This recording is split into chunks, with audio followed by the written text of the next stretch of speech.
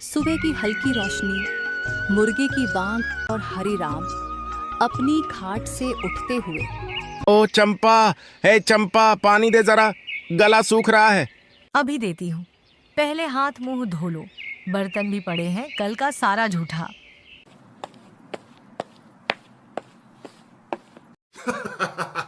तो कब मैं बहू बन जाऊं? खेत में जाऊं या बर्तन मांजूं? खेत में कौन सा तुम हल चला रहे हो? पिछले 3 दिन से तो लल्लू ही दिख रहा है खेत में। हाँ, अब लल्लू को जिम्मेदारी समझनी पड़ेगी। कब तक यही आलस करेगा? तभी लल्लू वहां आता है। माई, नाश्ता मिला कि नहीं? पहले गोबर उठाओ तब मिले। हम कोई भैंस हैं का? जबान चलाओगे तो हल भी चलवाऊंगा तुम्हारे हाथों। चलो काम पे लगो। लल्लू उदास होकर वहां से चला जाता है। हरिराम जब खेत की ओर जा रहा था तभी बिससर काका उसे बुलाते हैं। अरे बेटा हरिराम, सुनो जरा। हाँ काका, आया।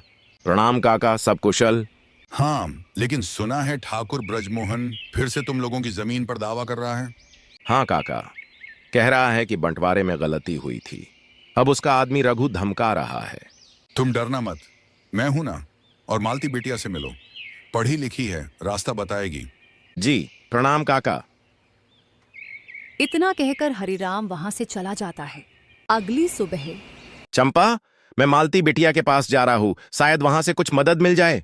इतना कहकर हरिराम वहां से चला जाता है। नमस्ते काका, कैसे आना हुआ? बिटिया, जरा मदद चाहिए थी।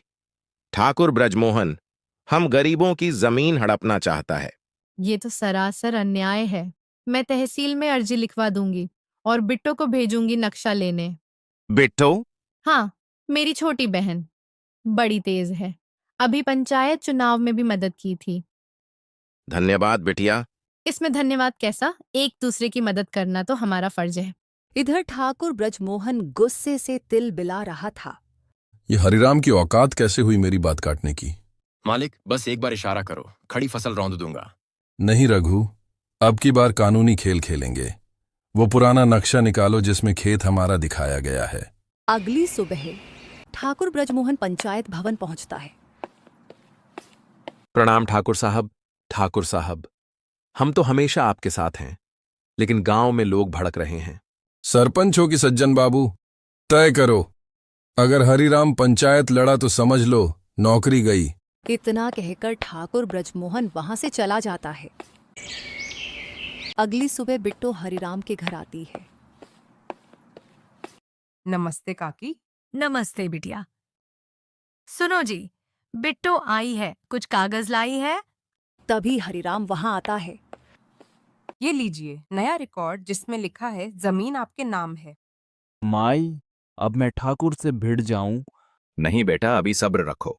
मालती बिटिया कह रही है कि हमें तहसीलदार से मिलना होगा। अगली सुबह सर, ये कागज बताता है कि जमीन हरिराम की है, न कि ठाकुर की। सही कह रही हो, लेकिन ठाकुर के पास भी एक नक्शा है। तो अब?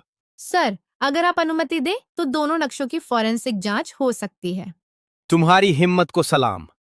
जांच के आदेश दे दिए जाते हैं। ठाकुर साहब, सुना है कि मालती बिटिया पूरे गांव को आपके खिलाफ भड़का रही है। तो अब उस लड़की का इलाज करना होगा। आदेश दो मालिक, अगली अमावस्या में मंदिर के पास भूत दिखा देंगे। जब मालती शाम को घर जा रही थी तब रघु ने उसे भूत दिखाकर डराने की कोशिश की, लेकिन मालती निडर थी। वो समझ गई कि ये ठाकुर की ही चाल है।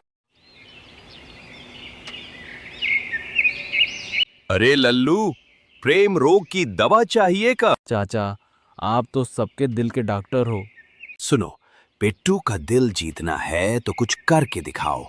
ठाकुर से लड़े बिना कुछ नहीं मिलेगा। सुनो गांव वालों, अब पंचायत की बैठक होगी और सबकी सुनवाई खुलेआम होगी। ठीक है, लेकिन सुरक्षा ठाकुर के आदमी से चाहिए। नहीं, हम खुद अपनी हिफाजत करेंगे। जो सच है वो सामने आकर ही रहेगा। ये सरकारी रिपोर्ट है जिसमें साफ लिखा है नक्शा जाली है। ठाकुर ने झूठा दावा किया। तो हम ठाकुर को जमीन से बेदखल करने का आदेश सुनाते हैं। ये सब षड्यंत्र है। मैं इस फैसले को नहीं मानता। अब ये गांव तुम्हारा नहीं, यहाँ अब धरती के बेटे राज करेंगे। मालती बिटिया, तुम्हारे भरोसे ने हम सबका भविष्य बदल दिया। नहीं काका, ये सब आपकी मेहनत का फल है। और बिट्टो का प्यार भी। अब जब तुम खेत में हल चलाओगे तो शादी पक्की समझो। आज सच्चाई की जीत हुई है और गांव में नए सूरज का उदय।